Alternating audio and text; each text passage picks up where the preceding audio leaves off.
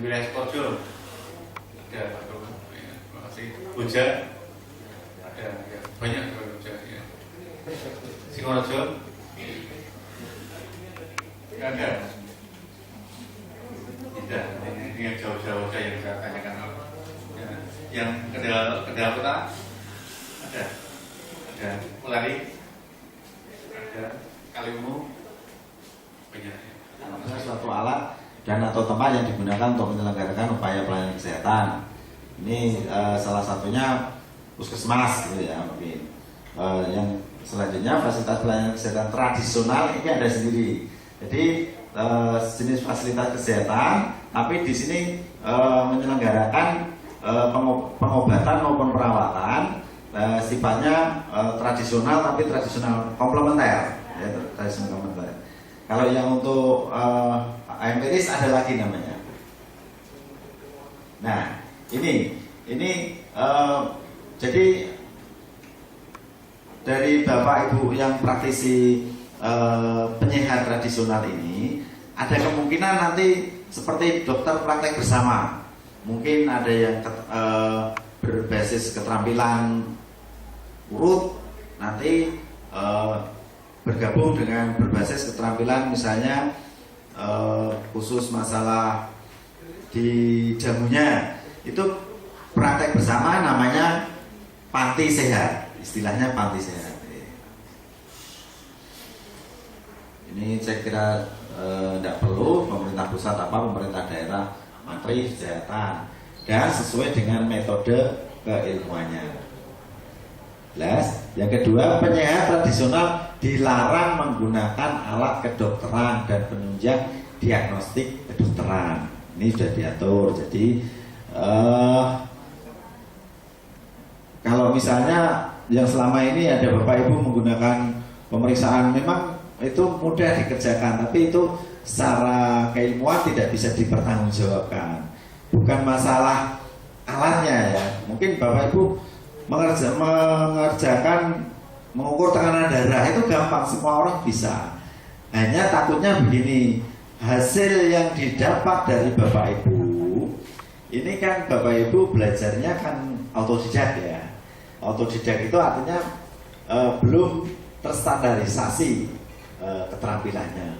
Takutnya nanti kalau ada suatu sistem prosedur operasi yang sistem pelaksanaan yang terlewatkan sehingga hasilnya tidak sama dengan keadaan tubuh yang sesungguhnya, itu dipakai sebagai dasar Bapak Ibu untuk memberikan obat.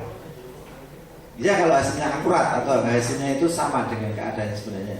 Kalau tidak sama berarti kan hasil yang diinginkan bisa membahayakan. Ambil contoh misalnya, Bapak Ibu memeriksa tensi, wah ini darah tinggi. Ternyata mungkin Bapak Ibu tidak ngecek mungkin baterainya atau posisi orangnya sambil apa atau baru apa, tidak diperhatikan seperti itu. Kasih saja obat anti darah tinggi, jamu anti darah tinggi. Ini kan berbahaya. Padahal orang ini darah tingginya mungkin habis apa dikejar-kejar bau di jalan atau habis ngejar beca, itu kan otomatis tekanan darahnya naik, dan itu kan tidak harus dilakukan upaya pengobatan. Istirahat saja cukup sebentar, insya Allah dia akan normal kembali. Tetapi Bapak Ibu memberikan obat hipertensi, nah itu bahayanya di situ. Jadi tidak sesuai dengan apa profesi dan pelayanan. Itu monggo, itu ranahnya. Saya tidak masuk ke dalam apa akidah ya Pak ya. Jadi kita meskipun kita satu, saya juga insya Allah seorang Muslim, tapi karena saya bukan pakarnya, jadi nanti takutnya nanti salah menafsirkan karena saya tidak mempunyai dasar ilmu seperti itu nanti itu ya Pak. Jadi yang saya sampaikan hanya sebatas aturan ini dan falsafah aturan ini kenapa diciptakan, hanya itu ya. Iya, betul Pak. Tujuannya masuk ya. Tapi bahasa tidak melakukan ini sesuatu yang bagus sekali kan. Iya. Kita berarti ini sudah potong habis nih. Tapi di sini ada sesuatu, ya kan Pak? Sesuatu yang bersifat mengkebiri Islam.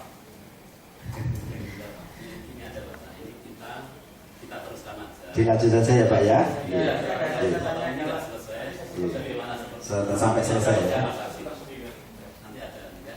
Bisa dilanjutkan Bapak? Bisa, Pak. Oh iya, terima kasih Bapak. Alam maksudnya bukan yang kerja ya Pak. Alam manusia dan alam di sekitarnya seperti itu. Ya, sama seperti kalau kita tidak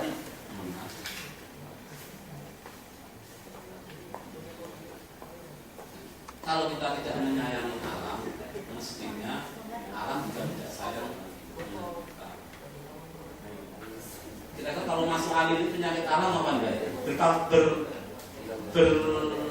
Berhubungan dengan alam enggak? Kalau alam obatnya harus halal. Kalau katanya kalau Pak Saharudin kan izin Pak. Izin seimbangan alam ya, izin dan jan. Ada seperti ini.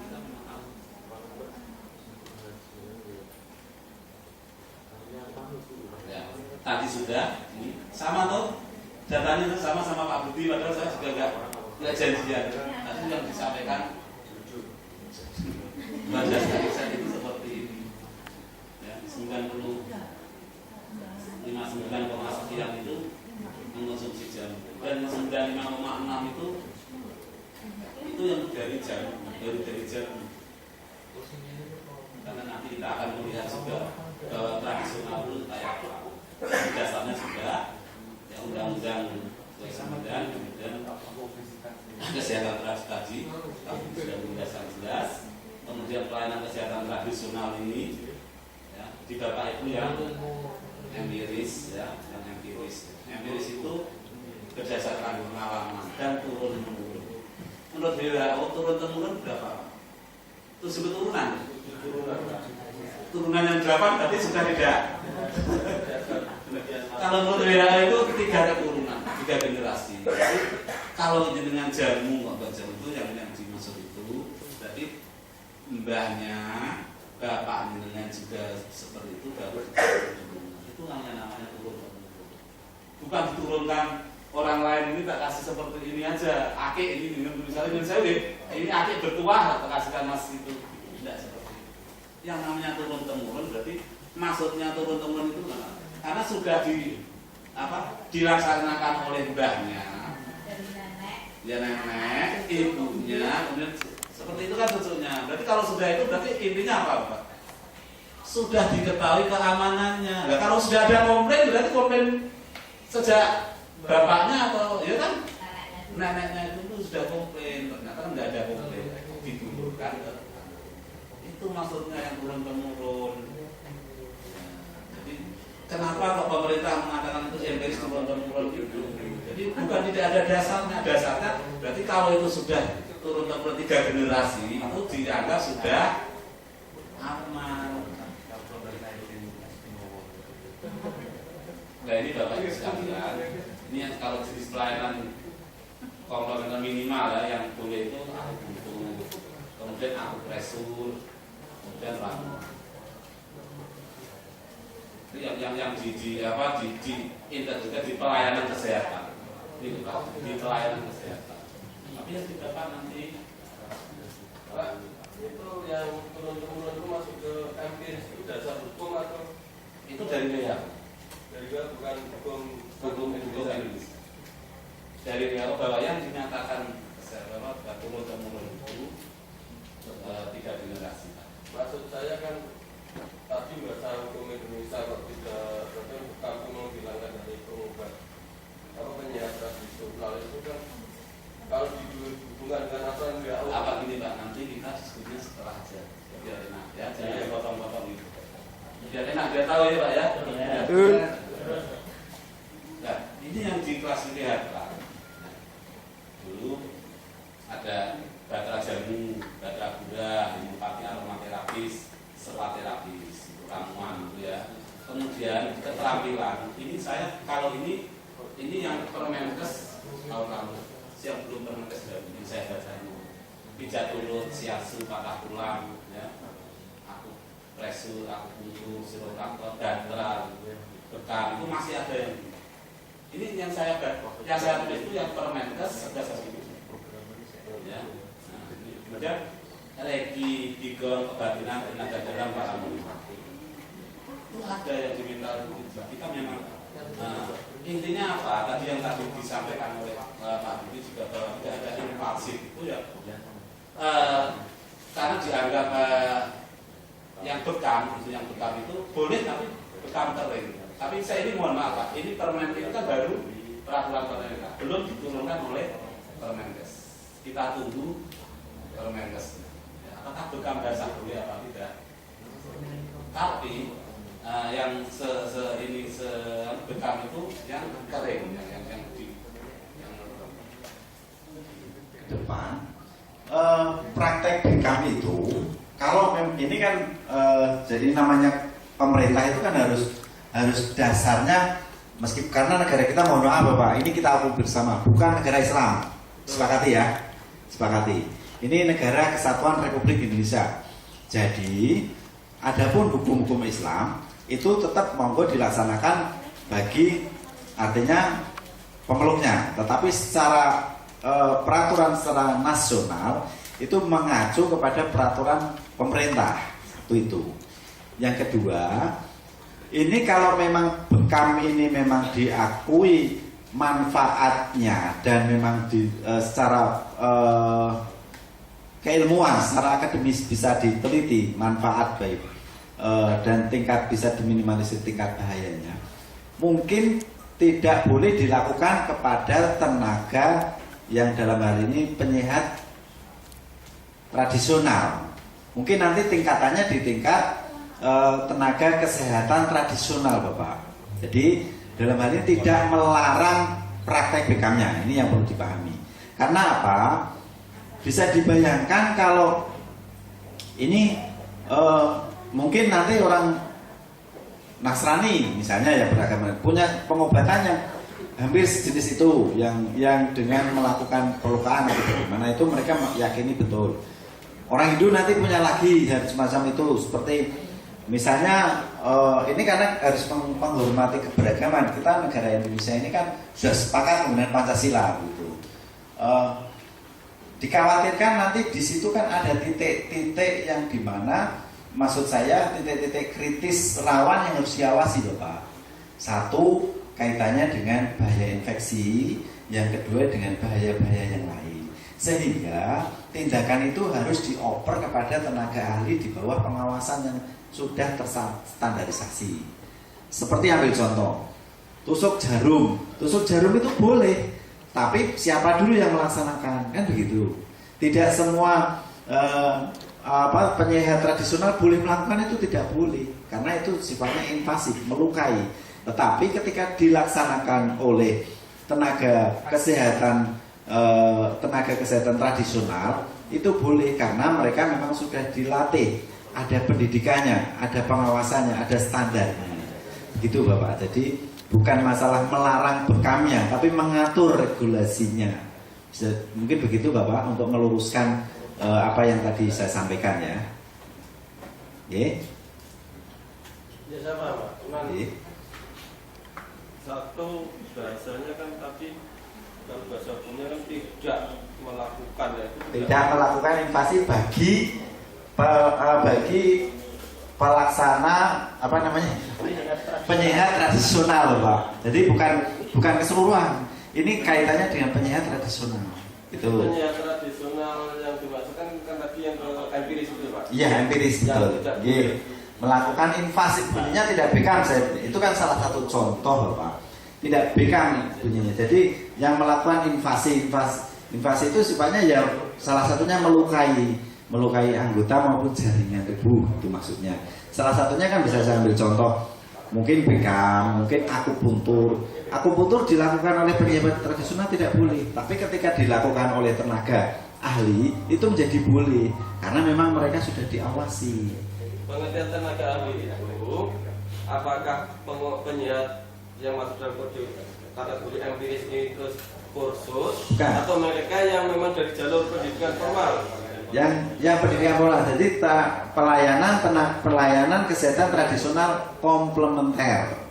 Komplementer itu yang punya ijazah tadi minimal D3 itu loh Pak.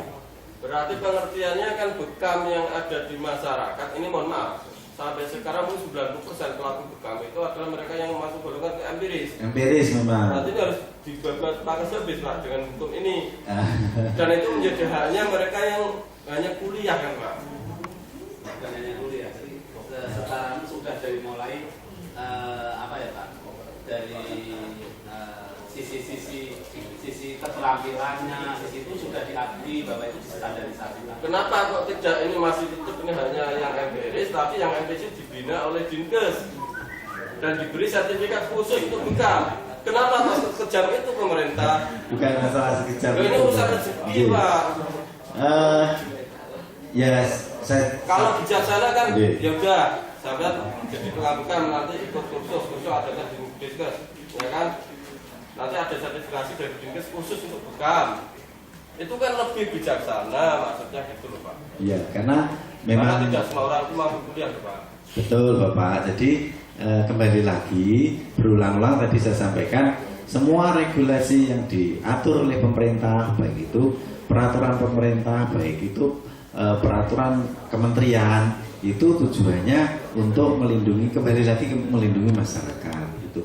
Karena juga ini tidak menutup kemungkinan Bapak, jadi ada beberapa oknum-oknum yang notabene baik itu dalam jasa keterampilan maupun dalam jasa jamu, tadi sudah disampaikan oleh Pak Budi, Pak Dr. Budi, sama-sama Pak Budi saya, itu praktek di lapangan pengawasan dan pembinaannya susah.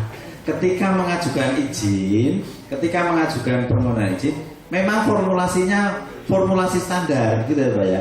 Tapi ketika prakteknya diedarkan di masyarakat beda. Ini pemerintah kan juga ikut merasa bersalah kalau dalam ini. Nah, ini salah satu caranya mungkin harus diatur demikian Pak. Jadi yang gamblang, gumilang, cetowel-wel saja kadang pemerintah, saya tidak mengatakan semua praktisi berlaku demikian, tapi ada beberapa yang susah diawasi, apalagi yang hal-hal yang mempunyai dampak resiko dilepaskan begitu saja. Ini nanti kalau mempunyai dampak yang akibatnya apa, efek samping, itu kan juga pemerintah juga merasa bertanggung jawab. Sebenarnya di situ. Jadi mungkin polemik ini tidak selesai kalau mungkin diperpanjangkan ya Pak. Ya, jadi ini mungkin saya hanya sekedar klarifikasi, tujuannya seperti itu. Jadi tidak bermaksud melarang atau menutup atau praktek bekam itu tidak, hanya mengatur siapa sih yang boleh melakukan ini, siapa yang tidak boleh melakukan ini, hanya itu ketentuannya. Jadi karena di situ tidak disebutkan, kebetulan tadi saya menyebutkan itu memang itu realita di lapangan seperti itu begitu. Jadi ini masukan bagi kami Bapak untuk kami ajukan, kami sampaikan kepada Bapak pimpinan gitu, karena kami juga bagaimanapun juga melaksanakan kebijakan-kebijakan dari atas. Itu ya Pak ya? Ya betul Pak. Oke, terima kasih Bapak atas